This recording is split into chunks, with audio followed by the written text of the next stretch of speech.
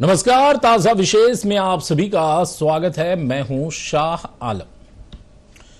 पश्चिम बंगाल के बीरभूम जिले में एक थाना क्षेत्र है सिउड़ी, और सिउड़ी थाना क्षेत्र में आज जो कुछ भी हुआ वो ये बताने के लिए काफी है कि दरअसल कैसे इस इलाके में कानून व्यवस्था को लोग ठेंगा दिखा रहे हैं, कैसे कानून व्यवस्था को ताक पर रख दिया गया है, और ये सब कुछ सिर्फ और सिर्फ वर्चस्व के लिए, यानी अपनी पकड़ कमजोर ना हो या अपनी पकड़ ढीली ना हो, इसके लिए। यहां पर जैसा कि खबर है कि एक गांव में दो शख्स हथियार लेकर घुसता है और घुसने के बाद वहां दहशत फैलाने की कोशिश करता है। बताया जाता है कि ये इम्तियाज अंसारी जो तृणमूल के नेता हैं उनके लोग हैं। उसके बाद ये लोग यहां पहुंचते हैं बाबू अंसारी पर हमला करने के लिए या फिर वहां दहशत फैलाने के लिए। तो फिर बाबू अंसारी के लोग या गांव के लोग उन दोनों को पकड़ लेते हैं और उनकी जमकर पिटाई की जाती है। ये देखिए एक शख्स की कैसे पिटाई की गई है। उनको रस्सी से बांध दिया गया है, उनको घेर लिया गया, हालांकि उनकी कमर में भी हथियार साफ तौर पर दिखाई देते हैं। खबर पुलिस को होती है, पुलिस पहुंचती भी है, लेकिन पुलिस जब पहुंचती है तो वो बाबू अंसारी के ऊपर कार्रवाई करती है, यानी जो हथियार लेकर आए थे उन पर नहीं, जो आरोप है वहां। और कहा जा रहा है कि बाबू अंसारी के लोग इस बात का विरोध करते हैं और इसी दौरान पुलिस के साथ झड़प हो जाती है, जो आप दूसरी तस्वीर देख रहे हैं। और इस झड़प के दौरान स्थिति यह हो जाती है कि सिउड़ी थाना के ओसी की कॉलर एक शख्स पकड़ लेता है। जिस शख्स को पुलिस पकड़ती है, ये देखिए वो शख्स भी, वो युवा भी पुलिस की कॉलर पकड़ रखा है। और ये सब कुछ हो रहा है पश्चिम बंगाल के बीरभूम जिले में, यानी सिउड़ी थाना क्षेत्र में। ऐसे में आप समझ सकते हैं कि पश्चिम बंगाल में कानून व्यवस्था की हालत क्या है। पिछले दिनों जो डीजी हैं, यानी पुलिस महानिदेशक है राजीव कुमार, जब एक कैदी पुलिस को फायर करके वहां से भाग गया था तो राजीव कुमार ने कहा था कि हम 4 गुना ताकत से जवाब देंगे, और वो दिखा भी था। तब जो अपराधी भागा था उसे पुलिस ने एनकाउंटर कर दिया था। तब ऐसा लगा था कि पश्चिम बंगाल के अंदर पुलिस का खौफ अपराधियों में रहेगा, क्योंकि पुलिस महानिदेशक ने दो टूक कह दिया है और उस पर एक्शन भी हुआ है। लेकिन आज पुलिस का खौफ अपराधियों में नहीं है।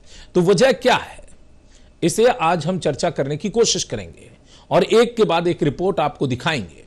तो पहले देखिए ये रिपोर्ट और इसके जरिए आप समझिए कि कैसे एक फिल्मी चीजें जो फिल्म में आप देखते हैं वो आज हकीकत में दिखाई दी है। जरा देखिए ये रिपोर्ट।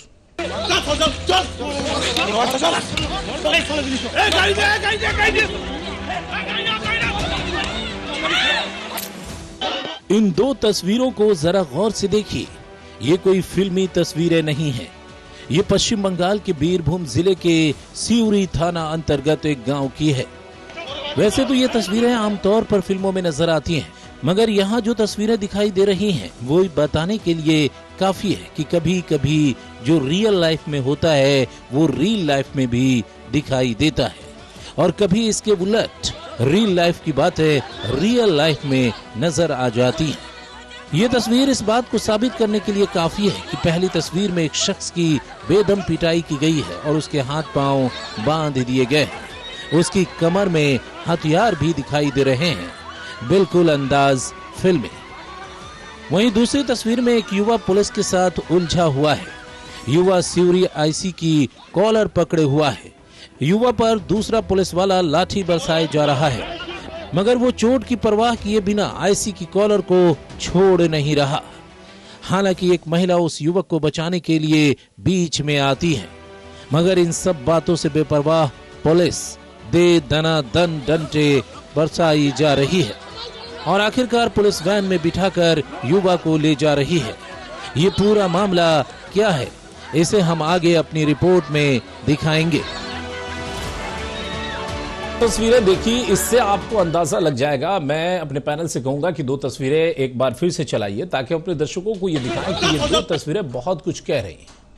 ये दो तस्वीरें ये बताने के लिए काफी है कि कैसे लॉ एंड ऑर्डर को ठेंगा दिखाया जा रहा है, कैसे पुलिस का खौफ अपराधियों में नहीं है या जो लोग सियासत कर रहे हैं उनमें नहीं है, क्योंकि ये जो दो देख रहे हैं आप, जो वहां से जानकारी मिले उसके मुताबिक दोनों दो पक्ष के हैं। पहली तस्वीर में जो शख्स दिख रहा है वो इम्तियाज अंसारी का आदमी है, जैसा कि कहा जा रहा है, जो दूसरे गांव का रहने वाला है। और दूसरी तस्वीर में जो शख्स आपको दिख रहा है, जो कॉलर पकड़े हुआ है आईसी का, वो शख्स बाबू अंसारी का आदमी है, ये बताया जा रहा। और इन दोनों में इस तरीके की गुटबाजी हुई है कि हालत आप देखिए कि पुलिस भी वहां पानी भरती हुई नजर आ रही है। हालांकि उस शख्स को गिरफ्तार कर लिया गया है, 4 लोग गिरफ्तार हुए हैं पूरे मामले में, हथियार जब्त किए गए हैं और पुलिस कह रही है कि पूरे मामले की जांच चल रही है। अब जरा पूरी रिपोर्ट देखिए, उसके बाद और क्लियर हो जाएगा कि पश्चिम बंगाल के जिलों में कानून व्यवस्था को कैसे आपराधिक तत्व या दबंग लोग धता बता रहे हैं। जरा देखिए रिपोर्ट।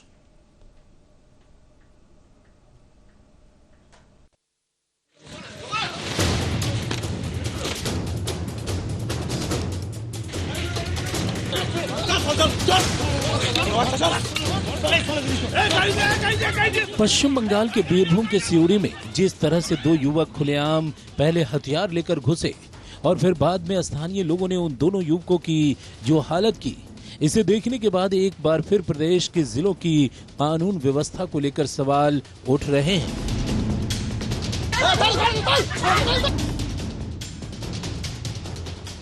सवाल यह है कि आखिर अपराधियों के मन में पुलिस का खौफ क्यों नहीं है। हालांकि बंगाल पुलिस के मुखिया राजीव कुमार ने साफ कर दिया है कि अपराधी अगर पुलिस पर हमला करेंगे तो उन्हें 4 गुणी ताकत से जवाब दिया जाएगा। और इसका असर भी दिखा था, जहां पुलिस ने कोर्ट से फरार अपराधी सज्जाक आलम को एनकाउंटर में मार गिराया था। वो बांग्लादेश भागने की कोशिश कर रहा था। सज्जाक आलम एक कुख्यात अपराधी था और हत्या के मामले में उस पर केस चल रहा था।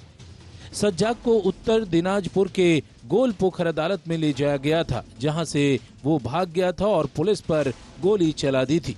तब ऐसा लगा था कि अपराधी कम से कम बेलगाम नहीं होंगे और उनमें खौफ आएगा। लेकिन सिउरी में जिस तरह से 2 अपराधी गोपाल नगर चक गांव में घुसे, हथियार लेकर, वो भी खुलेआम, इससे ये सवाल उठना लाजमी है कि अपराधियों में खौफ बिल्कुल नहीं है।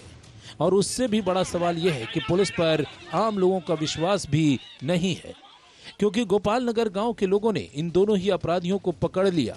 पुलिस को इसकी जानकारी भी दी गई, मगर पुलिस के आने तक का इंतजार यहां के लोगों ने नहीं किया। उनकी जोरदार तरीके से पिटाई की गई।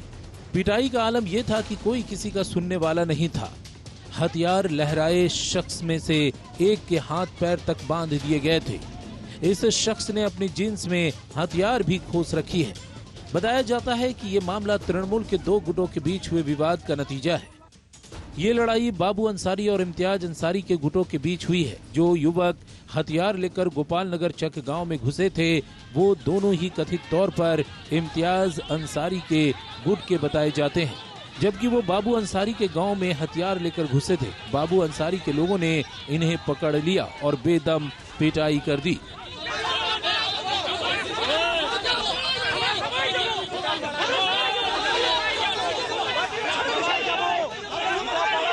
घटना की खबर मिलते ही मौके पर जब पुलिस पहुंची तो सिउरी थाने के आईसी का एक शख्स ने कॉलर पकड़ लिया। अब इससे आप ये भी अंदाजा लगा सकते हैं कि आखिर लोगों में भी पुलिस का कोई खौफ नहीं है।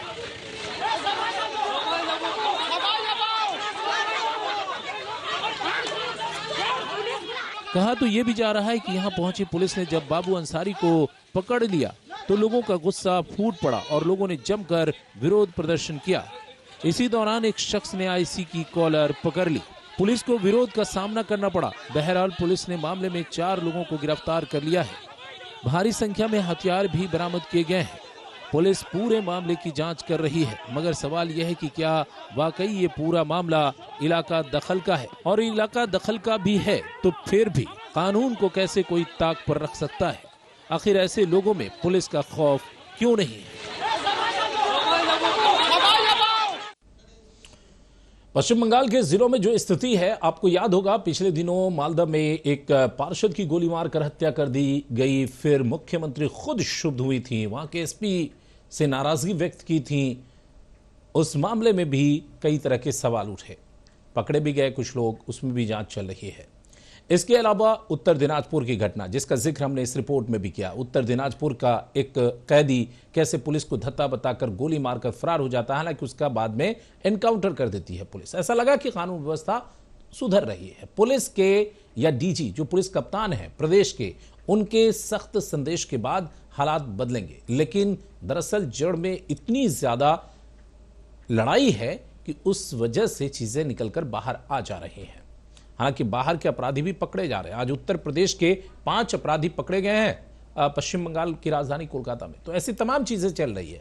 हमारे साथ शशि अग्निहोत्री जी, जो कि बीजेपी की प्रवक्ता हैं, जुड़ गई हैं। शशि जी, अभी आपने देखा तरह तरह की बातें कही जा रही है। कहा जा रहा है कि एक गुट जो है वो बीजेपी में चला गया था और वो बीजेपी के कहने पर वहां चीजों को अंजाम दे रहा है, वहां पर अपराध करता है या डर फैलाने की कोशिश करता है। एक खबर यह भी है कि बाबू अंसारी और इम्तियाज अंसारी जो है, ये दोनों एक ही तृणमूल कांग्रेस के हैं और दोनों 2 गुट में हैं। दोनों में रण क्षेत्र इसलिए हुआ क्योंकि वर्चस्व की लड़ाई है। जो कुछ भी है, लेकिन जो तस्वीरें दिखी हैं कि पुलिस के कॉलर वहां के लोग पकड़े हैं, एक आपराधिक तत्व जो इसके कमर में हथियार है उसको बांध दिया गया, पिटाई की गई, वो जमीन पर लेटा हुआ है। इसके बाद आप क्या कहेंगे? देखिए, सबसे पहले तो मैं कहूंगी कि जो लोग ये कह रहे हैं कि बीजेपी में आ चुके हैं या बीजेपी करते हैं वो लोग, तो यहाँ पर वर्चस्व की लड़ाई जो पश्चिम बंगाल में अभी जो चल रही है वो सिर्फ तृणमूल वर्सेस तृणमूल चल रही है। मारने वाले भी तृणमूल है, मरने वाले भी तृणमूल है, क्योंकि वर्चस्व की लड़ाई उनमें आपस में चल रही है कि कौन यहाँ पर नेता बनेगा, कौन यहाँ पर पैसा उगाही करेगा, कौन यहाँ पर सिंडिकेट का काम करेगा, कौन यहाँ पर स्मगलिंग करेगा, कौन यहाँ पर गाय की स्मगलिंग करेगा, कौन यहाँ पत्थर का स्मगलिंग करेगा। ये आपस में उनकी लड़ाई चल रही है। जहाँ तक रही भारतीय जनता पार्टी की बात, तो भारतीय जनता पार्टी ने कभी भी किसी तरह के गुनाहगारियों को ना पनाह दिए, ना उनके लिए कोई वकालत की है। जो गुनाहगार है, पुलिस प्रशासन वहाँ पर है, पुलिस प्रशासन पकड़ेगा। लेकिन मजे की बात यह है कि पुलिस प्रशासन आज किस पर निर्भर हो गया। इसका एकमात्र गाफिलती यहाँ पर ये हुई है कि पुलिस प्रशासन अब राज्य सरकार का नहीं है, पुलिस प्रशासन अब तृणमूल का है। तो तृणमूल के गुंडे जहाँ लड़ रहे हैं, आपस में लड़ाई हो रही है उनकी, एक नेता उनको छुड़ाता है, एक नेता उनको बचाता है। इस तरह करके जो लड़ाई चल रही है, आपसी लड़ाई में पुलिस प्रशासन परेशान है कि किसको पकड़े और किसको छोड़ दे। लेकिन शशि जी, पुलिस की आप चूंकि पार्टी की मीडिया पैनलिस्ट हैं, प्रवक्ता हैं, और हमने पहले ही आपको इन्वाइट किया था, तो जाहिर तौर पे आपने भी बहुत सारे इन्फॉर्मेशन जुटाए होंगे वहां के बारे में। क्या वाकई ये बाबू अंसारी और इम्तियाज अंसारी में कोई भी गुट ऐसा नहीं है जो बीजेपी के संपर्क में है या बीजेपी के हो गए? ये देखिए, ये सेकेंडरी बातें हैं। नहीं, पहले किसके दल का, लेकिन जरा आते हैं ना, वहां पे आते हैं। घटी है वो निंदनीय घटना। नहीं, घटना जो घटी है वो तो निंदनीय है। लॉ एंड ऑर्डर को धत्ता बताया जा रहा है, चाहे वो वर्चस्व की ही क्यों ना हो। अगर मान लीजिए कि तृणमूल के ही दोनों गुट हैं, तो क्या वर्चस्व के लिए वो हथियार लड़ाएंगे और उसको जस्टिफाई कर दिया जाएगा? या बीजेपी के हों तो भी क्या जस्टिफाई कर दिया जाएगा? किसी भी पार्टी के होंगे तो जस्टिफाई नहीं किया जाएगा। लेकिन हम आपसे ये जानना चाह रहे हैं कि क्या इनमें से कोई है? आपको ये पता चला कि नहीं चला? पश्चिम बंगाल के बीरभूम जिले में क्या कोई को भी, बच्चे को भी बोलने पर वो विश्वास नहीं करेगा कि यहाँ पर भारतीय जनता पार्टी के कार्यकर्ता तृणमूल पर अत्याचार कर रहे हैं। और जब यहाँ पर उनके सपनों का स्वागत, जो यहाँ पर जो मेन बॉस है अनुव्रत मंडल, जब रिहा होके आ गए, आज उन्होंने प्रेस में भी स्टेटमेंट दिया है, अलग अलग प्रेसों में उन्होंने स्टेटमेंट दिया है कि पुलिस प्रशासन अपना काम करेगी। एक समय यही अनुव्रत मंडल बोलते थे कि पुलिस को सामने से हटाएंगे, पुलिस को मारेंगे, चढ़ांग ढाक पर जाएंगे। और आज उन्हीं के कार्यकर्ता इसी सब बातों पर विश्वास करके, उसी पर अमल करके पुलिस पर अत्याचार कर रहे हैं। यहाँ पर भाजपा तृणमूल की बात नहीं है, यहाँ वर्चस्व की लड़ाई हो गई है, गुंडा वर्सेस गुंडा। यहाँ पर किसकी गुंडागर्दी का वो गुंडा वर्सेस गुंडा में कोई गुंडा है जो आप लोगों के संरक्षण में है? हम ये जानना चाह रहे हैं। ऐसा मैं नहीं मानती। अच्छा, यहाँ पे आरोप थोपने का काम कर रही है। ठीक है शशि जी, हम आएंगे और भी इस पर चर्चा करेंगे।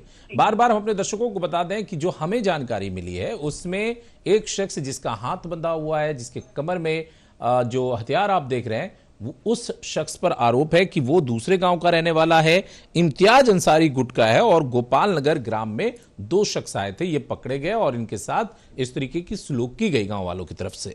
और जो दूसरा शख्स आप देख रहे हैं जो पुलिस के साथ उलझ रहा है या पुलिस की कॉलर को उसने पकड़ा है, वो दरअसल बाबू अंसारी के गुट के हैं।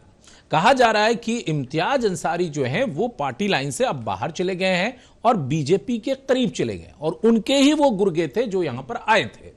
ये बाबू अंसारी की तरफ से कहा जा रहा है। और बाबू अंसारी को जब गिरफ्तार करने आई पुलिस और लगा कि बाबू अंसारी ने ही कुछ गड़बड़ किया है तो फिर ग्रामीण भड़क गए। अब जरा इस पर और आगे चलते हैं। बीजेपी कह रही है ये सेकेंडरी मैटर है कि कौन किस पार्टी का है। सवाल यह है कि अगर लॉ एंड ऑर्डर ब्रेक हुआ है तो पुलिस को एक्शन लेना चाहिए और पुलिस का खौफ क्यों नहीं है। बिल्कुल सवाल यही है, चाहे ये दोनों गुट तृणमूल के हों, तृणमूल के ना हो, या फिर बीजेपी के हों या किसी भी पार्टी के हों, इससे कोई मतलब नहीं है। मतलब इस बात से है कि कैसे कोई दो शख्स खुलेआम हथियार लेकर किसी गांव में आ सकता है, और अगर आया भी, जब ग्रामीणों ने उसे पकड़ लिया तो ग्रामीणों का विश्वास पुलिस पर क्यों नहीं था कि पुलिस आएगी तो उन्हें हैंडओवर किया जाएगा, जो भी कानूनी प्रक्रिया है उस हिसाब से उन्हें सजा मिलेगी। ग्रामीणों ने उनके साथ मार पीट और सब कुछ अमानवीय सलूक क्यों किया, उसके हाथ पांव बांध दिए गए, उसे फेंक दिया गया, आखिर इतनी मार पिटाई क्यों की गई? क्या उनका कानून पर विश्वास नहीं है? और इन सब से आगे एक और सवाल कि जब पुलिस पहुंच गई तो पुलिस पर पक्षपात होने का आरोप लगाते हुए कैसे वहां पर ग्रामीण ही उनसे उलझ पड़े और आईसी की भी कॉलर पकड़ ली गई। आखिर ये तमाम तस्वीरें क्यों उपलब्ध हुई? वो भी तब जब प्रदेश के पुलिस कप्तान साफ तौर पर कह चुके हैं कि अगर पुलिस पर किसी तरह का कोई हमला होगा तो हम 4 गुणे ताकत से जवाब देंगे, और जवाब दिया भी गया। 18 जनवरी की वो तस्वीर जब उस शख्स को जिसने जेल वैन को तोड़कर या फिर जेल वैन में जो पुलिस वाले थे उन पर हमला करके वो भाग गया था, उसे शूट आउट कर दिया गया, उसका एनकाउंटर कर दिया गया। बावजूद इसके डर क्यों नहीं है? इस पर और चर्चा करेंगे। लौटते हैं एक छोटा सा ब्रेक के बाद।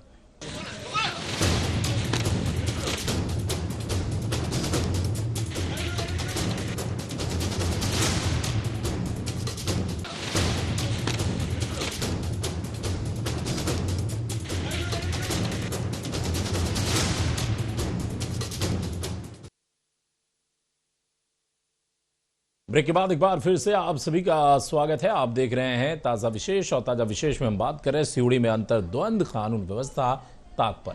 यह हालात देख लीजिए 2 तस्वीरों के जरिए, और इससे आप अंदाजा लगा लीजिए कि पश्चिम बंगाल में जिलों की क्या स्थिति है। पुलिस का कोई खौफ है ही नहीं।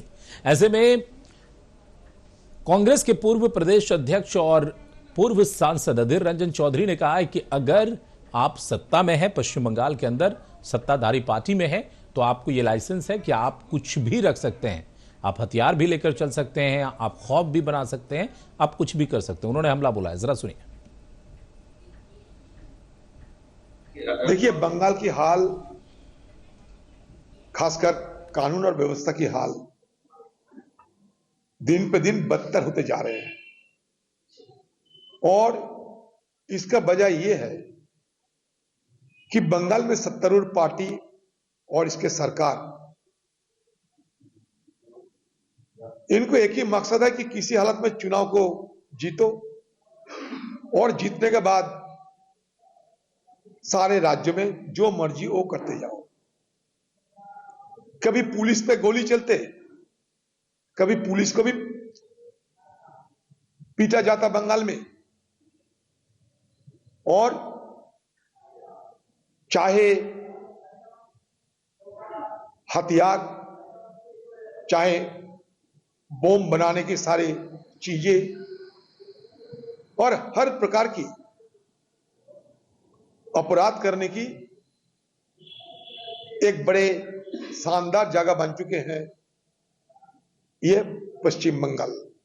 मान लो कि अपराधियों के लिए ये स्वर्ग बनते जा रहे हैं, जहां कुछ भी करो, सिर्फ तुम्हें सत्तारूढ़ पार्टी को खुशी करना है और सत्तारूढ़ पार्टी में शामिल होना चाहिए, और इसके बदौलत, इसके तहत तुम्हें जो मर्जी वो करते जाओ, कहीं कोई रोक नहीं है, टोक नहीं है, सीधे तौर पे मर्जी माफी काम करते जाओ। सिर्फ हिस्सा सत्तारूढ़ पार्टी को दिया करो, कमाई की एक हिस्सा सरकार को दिया करो, और इसका लाइसेंस लेके तुम अपना राज बनाते रहो। इसलिए पासपोर्ट में आपको भ्रष्टाचार, फर्जी पासपोर्ट मिलते हैं, फर्जी नोट मिलते हैं, सारे कुछ फर्जी मिलते हैं यहाँ। और बांग्लादेश के साथ हमारा ये तस्करों की आज की नहीं, ये सरकार के साथ, सरकार की शासन और बीएसएफ वालों के एक हिस्से की मदद से ये कारोबार भी बखूबी चलते रहते हैं यहाँ। चौधरी को सुन रहे थे। उन्होंने कहा कि पश्चिम बंगाल में कानून व्यवस्था पूरे तौर पर चरमरा गई है। यहां पर हालत यह है कि आप सत्ता में रहिए, आप वसूली करिए, आप कुछ भी करिए, आप एक हिस्सा सरकार को पहुंचाते रहिए तो आपको पूरी छूट रहेगी। यह हालत यहां हो गई है। यही वजह है कि कभी पुलिस पर गोली चलाई जाती है तो कभी पुलिस की पिटाई की जाती है। लेकिन कुल मिलाकर पुलिस को अब अपनी क्रेडिबिलिटी को लेकर जरूर सोचना होगा कि पुलिस का भरोसा लोगों में रहे, जनता में रहे, जनता पूरा एतमाद, पूरा भरोसा पुलिस पर करे। ये पुलिस को ही सोचना होगा, पुलिस के अधिकारियों को ही सोचना होगा। विशेष में इतना ही। हमें दीजिए इजाजत। नमस्कार।